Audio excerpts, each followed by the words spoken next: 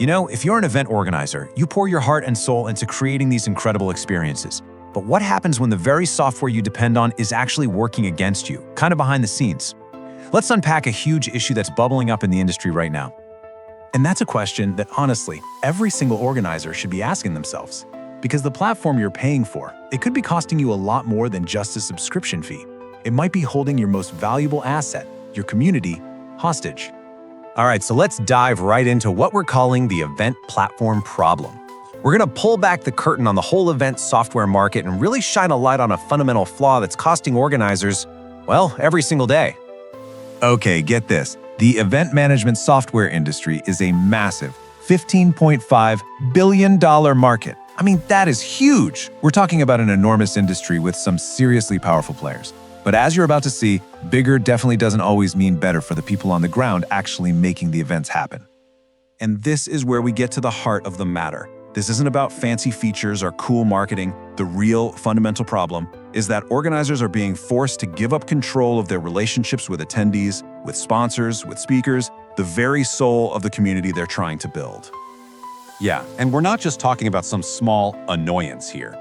It's so widespread that people inside the industry actually have a name for it. They call it a data hostage crisis. Let's take a look at what that really means with some hard numbers. All right, so check this out. This first stat from a 2024 SWOGO report is, honestly, it's kind of shocking. Almost half, 44.5% of organizers can't even connect their event platform to their main database, their CRM. I mean, just let that sink in for a second. Their most important data is just stuck. It's completely walled off in a silo. And it doesn't stop there, it actually gets worse. A massive 68.8%, that's more than 2/3 of organizers, don't have any integration with their marketing tools. What does that mean? It means you can't easily follow up, you can't nurture leads, you can't build a real ongoing conversation. The platform itself is actively getting in the way. And you know who else feels this pain? The exhibitors, the partners. According to a Freeman report, 61% of them say that getting access to attendee lists is the #1 thing they need to prove their investment was worth it. So when platforms block that access, it just creates this huge frustration and makes it so much harder to secure those sponsorships next time around. And wow, this quote highlighted by Skift, it just hits the nail on the head, doesn't it? Barbarians at the gate. That's how industry leaders describe these platforms controlling their data and relationships. It paints such a vivid picture of organizers feeling like their own community is being held captive by someone else. Okay, so we've laid out this pretty big problem. It's a bit of a downer, right? But what's the alternative? This brings us to a completely different way of thinking, an approach designed from the ground up to solve this exact data crisis. Well, this is where a platform called Thigmo comes into the picture. The idea behind it is really simple, but it's also incredibly powerful. It's an all-in-one platform with all the management tools you'd expect, but with one crucial difference. It has relationship management built right in, and this is the most important part, it guarantees you have complete ownership of all your data.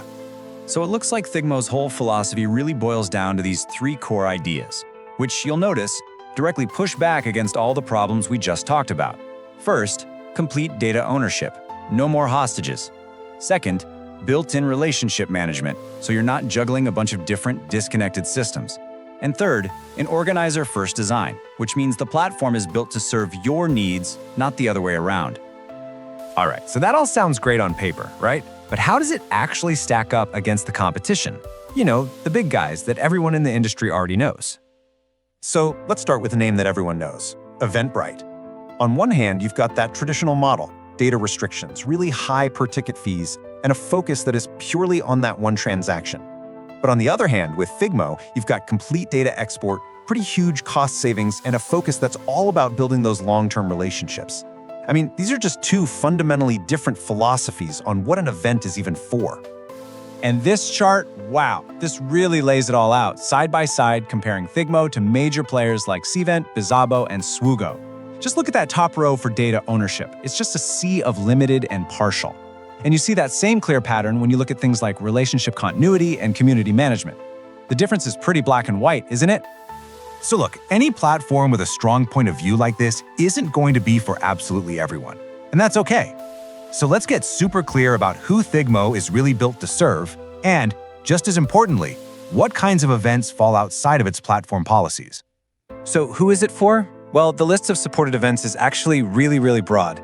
It's basically designed for anyone who's trying to build a community. We're talking B2B conferences, trade shows, local art festivals, sports competitions, religious gatherings, political rallies, even massive fandom conventions.